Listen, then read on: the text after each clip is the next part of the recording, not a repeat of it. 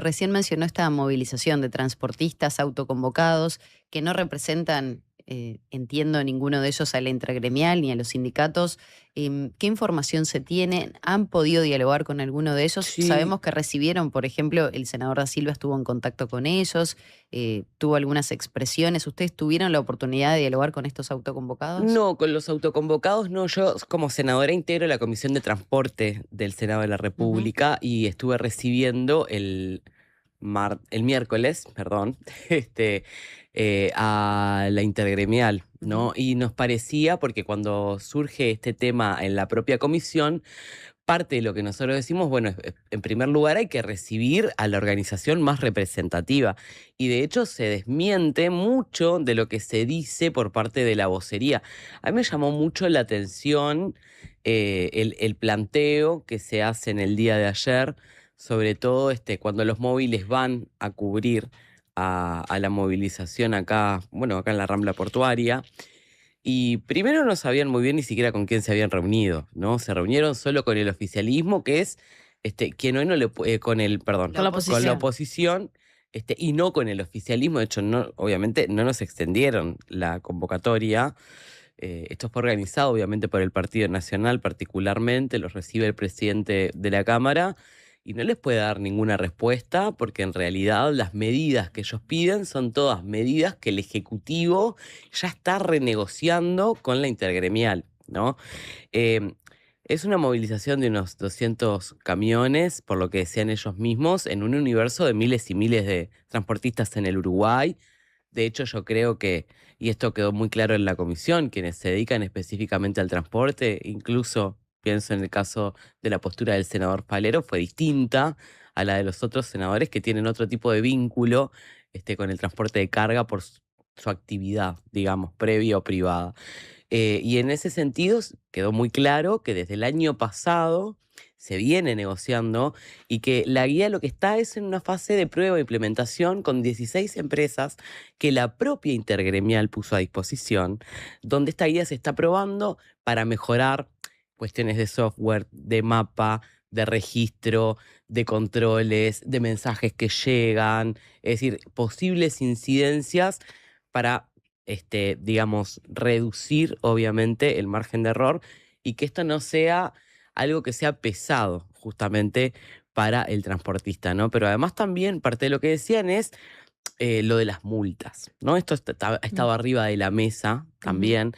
Y lo de las multas, lo que planteaban era que había una circular en una reunión de Paysandú, que se hizo hace un par de meses, pero es cierto que el propio 27 de mayo, el propio Ministerio de Transporte y Obras Públicas hace un comunicado público que es una especie de acta de reunión no solo con la intergremial, sino con gremiales afines, donde parte de lo que se explicita es esto, ¿no?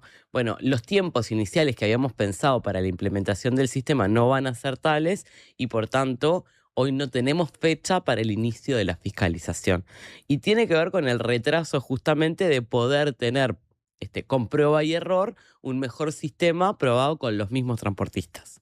Entonces yo creo que acá hay una serie de afirmaciones que se hacen que son mentiras. Los senadores que estuvieron recibiendo la intergremial lo saben. Estuvo el senador Botana, estuvo el senador Da Silva. Da Silva claramente no escuchó ni siquiera todo el planteo, porque además hubo un intercambio de los legisladores ahí. Y hay otro planteo que tiene que ver con el precio del combustible, donde parte de lo que se reivindicó es el precio paridad de importación. A mí me llama la atención porque si se hubiera aplicado el precio paridad de importación que se estableció en la LUC como mecanismo, sin tener en cuenta la discrecionalidad que tuvo en estos últimos tiempos el Poder Ejecutivo, el gasoil tendría que haber tenido un aumento muy por encima del que tiene, ¿no? Es decir, claramente ahí hay como un desfasaje entre la bandera partidaria de lo que está atrás de esto y las reivindicaciones justas del sector, porque también es cierto que necesitamos mejores políticas públicas para el transporte en Uruguay. Eso la ministra lo ha dicho y creo que se está trabajando en ese sentido y hay pruebas de eso. Ujú. ¿Hay banderas partidarias atrás de estas movilizaciones de autoconvocados, Sí, entonces, claramente. El del Partido vocero que salió Nacional? ayer en todos los medios es un claro adherente del Partido Nacional o de la coalición republicana. Y me llama la atención realmente que se repita esto de que el pueblo no puede más cuando en realidad a quienes están representando, ¿no? Vuelvo a decir, son, por lo que vimos, unas 200 personas en un universo de muchísimas más que se vinculan de forma directa e indirecta al sector.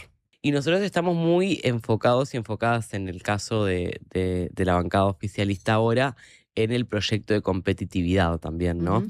Que es bastante complementario, porque en realidad con esto que tú decías, tiene que ver con medidas que son microeconómicas, que en realidad lo que tratan es de aliviar los costos que tienen los productos, las empresas para registrar productos, para producir y para emprender en Uruguay, particularmente las pequeñas y las medianas empresas, que son las que generan 7 de cada 10 empleos en Uruguay, ¿no?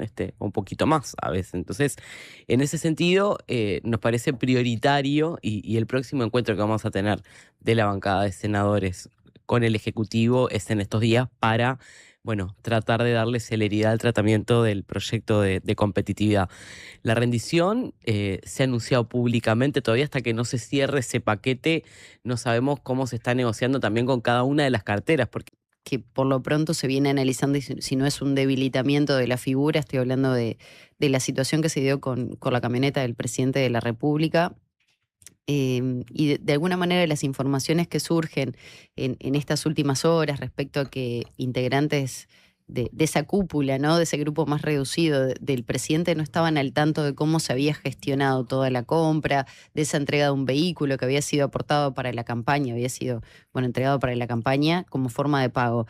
Em, ¿Está debilitado el respaldo también al presidente de la República, perdón, por ejemplo, con figuras como Alejandro Sánchez, por ejemplo?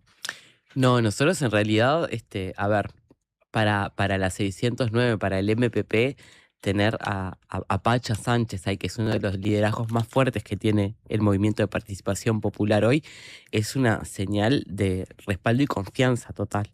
Y eso no queda cuestionado jamás. Creo que en este proceso hay como mucha especulación en torno a esto y yo creo que sí tiene que ver con errores comunicacionales que dejaron vacíos que permiten esto, ¿no? En ese sentido, con respecto al apoyo al presidente, la bancada del Frente Amplio ha sido muy clara en cerrar filas con esto, ¿no? Trascendió públicamente que Ujú. los Sí, sí, senadores se tuvimos reunieron en una Suárez. reunión, declaramos públicamente varias en diferentes medios cómo transcurrió. No hicimos un centro particularmente en este episodio, sino en una serie de situaciones que venimos viendo, sí, de debilitamiento, no de la confianza, sino el contrario, de los niveles de convivencia democrática en algunos espacios que encienden algunas alarmas, ¿no? Lo que sí entiendo es que hay algunos límites que se vienen corriendo sobre la institución presidencia y sobre la figura del presidente particularmente, que a nosotros incluso obviamente que eso nos obliga a cerrar filas. Por eso te digo que el apoyo no está en cuestión en el caso de los compañeros que estamos en los diferentes espacios de gestión y además también en los diferentes espacios de representación. ¿Se desconocía este episodio camioneta previo a que saltó Y mira, en públicamente? realidad es como fue una, a ver, quiero ponerlo bien claro, ¿no? Esto fue una compra personal del presidente que usa un vehículo personal para la presidencia, ¿no? Yo, Ujú. obviamente, que todo este proceso de cómo compra un auto un compañero mío, lo desconozco. El círculo más cercano no tengo claro si se desconocía o no. Creo que en realidad hay como una serie de detalles ahí que tienen que ver con cómo se financió, cómo se pagó, que no estuvieron muy claros de una. Y creo que en realidad nosotros definimos pasar la página una vez que el presidente toma esta decisión de hacer la donación, pero porque en realidad también es cierto que hay gente que quiere que no se termine más este tema, Ujú. ¿eh? Yo estoy convencida de eso, claramente. Y los temas que le están preocupando a la ciudadanía y que son las urgencias que tiene la gente, salen del centro de la agenda, incluso de la agenda política y de la agenda de los medios también. Entonces, en realidad, en ese sentido, más allá de cómo se procesó esa compra, también es cierto que se dio una respuesta política. Después, uno podrá evaluar si fue la mejor o no. Y es parte de lo que hicimos en ese momento con el presidente y los legisladores, donde está claro que lo que hicimos fue plantearle el respaldo total, ¿no? Y algunas preocupaciones de cara a la rendición de cuentas también, pero de cara a, bueno, tener un poco más de diálogo en momentos donde claramente hay un ataque muy fuerte sobre la figura de Yamandú. ¿Está siendo mal asesorado el presidente? No creo que esté mal asesorado. Creo que hay cuestiones que hacen muchas veces a decisiones personales que a veces es cierto que quedan como reñidas con lo que uno puede dar como señal, ¿no? Esto que él dice y a mí me parece bastante razonable. No queríamos el primer año hacer una compra de una camioneta con los fondos de la presidencia, ¿no? Eso es parte de lo que sale a explicar. Entonces decidí poner mi vehículo personal. eh, yo creo que en realidad no tiene que ver con mal asesoramiento, creo que tiene que ver con decisiones personales. Y bueno, y termina así, ¿no? Con esta resolución de decir, bueno, me desprendo de este bien y lo dono. Y me parece que es una buena resolución la que tomó, vuelvo a decir, para disipar lo que es el tema camioneta, el episodio camioneta, pero además también porque me parece que en la medida en la que esto sigue estando en la agenda y la especulación avanza con respecto a este tema, y creo que fue la intención también con respecto a esta decisión que toma el presidente, eh, se abona mucho de especulación que tienen que ver con ocultamiento, cuando esto sale específicamente de la declaración jurada del presidente, cuando en realidad la propia presidencia presenta las boletas de compra, cuando el presidente sale a hacer una serie de declaraciones. Entonces después está rodeado también, yo creo, de otras cosas esto. Y sí hay algunas señales que yo identifico como graves. Por ejemplo. Yo he visto particularmente muchos de estos nuevos proyectos de streaming donde incluso periodistas diciendo cualquier cosa de la figura presidencial.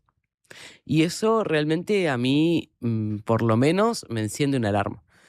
Y no estoy concentrándolo en ningún medio en particular, pero creo que correr el límite también de lo que es el ataque que hay sobre la investidura presidencial es grave. Es grave en un momento donde lo que vemos es que las democracias en el mundo, no solo en Uruguay, se debilitan, ¿no? Yo creo que Uruguay tiene mucha responsabilidad y la verdad, con las declaraciones de muchos legisladores de la oposición. Bueno, de eso quería preguntar, senadora, porque justamente el diputado del Partido Nacional, Juan Martín Rodríguez, hace unos días en la Cámara, en el plenario, dijo que el pueblo siente vergüenza del presidente Yamandú Orsi. Entonces, bueno, sí, ¿qué evaluación haces de este tipo de afirmaciones? Y si crees que se está deslegitimando la figura presidencial, pero también si cruza el límite de lo personal con este tipo de valoraciones. Varones llenos de agresividad en el Parlamento no es la primera vez. Yo creo que en ese episodio hay como cosas infelices, hay muchas, ¿no? Primero lo que se dice. Segundo, porque realmente me parece una performance. Yo compartí cámara, lo conozco a Juan Martín y me parece que eso es como para las cámaras y no para otra cosa. Para las redes, exactamente. No le aporta nada al debate parlamentario, nada, absolutamente nada. Ni siquiera tenía que ver con el tema. Y lo otro es la expresión, ¿no? La vergüenza y de lo que uno siente vergüenza es una cuestión muy subjetiva, porque está atravesada también por los valores. Pero Juan Martín Rodríguez es de la lista de Penades. Militó más de 30 años con Penades. Fueron a apoyarlo a la conferencia de prensa que hizo en la sala del Parlamento que le dieron. Bueno, para mí la vergüenza es otra cosa, ¿no? Realmente tuvimos estos escándalos de todo tipo durante la administración pasada, donde hubo destrucción de documentos públicos, espionaje en democracia sobre senadores de la República, probado, porque hay gente que fue formalizada por eso, ¿no? Una presión sobre los mandos policiales para tratar de armar el flujograma en el caso de Penades, que terminó con Taroco preso, con Cuñas también formalizado, involucraron funcionarios de todo tipo, ¿se acuerdan que hasta seguimiento de la esposa del presidente? Caso Astesiano, realmente salto grande, ni que hablar. Entonces, tuvimos escándalos de todo tipo durante, yo creo que se terminó la pandemia y fue una cuestión de acostumbrarnos a no poder creer cómo se superaba todo el tiempo la tolerancia a la sorpresa de este tipo, ¿no? Entonces, hay una falta de autocrítica. Y además lo otro que me pasa a mí es que yo creo que a la gente no le gusta esto, ¿no? Yo soy una persona que no le rehúyo al debate, que soy bastante activa en el debate parlamentario, particularmente en mi época de diputada. No me estoy haciendo la Carmelita descalza, y muchas veces seguramente descuidé las formas también. Pero estamos en un momento donde realmente es grave lo que se dice. Es grave pensar que en esos términos uno puede cuidar la convivencia dentro de un espacio tan importante como el del Parlamento. Porque si hay un espacio que es representativo de la ciudadanía uruguaya, es el Parlamento de la República, porque todos los que estamos sentados ahí tenemos votos. Estamos representando un sentido común, valores, expectativas y una forma de ver la vida. Y me preocupa que por 3 visualizaciones más alguien cruce todos los límites así.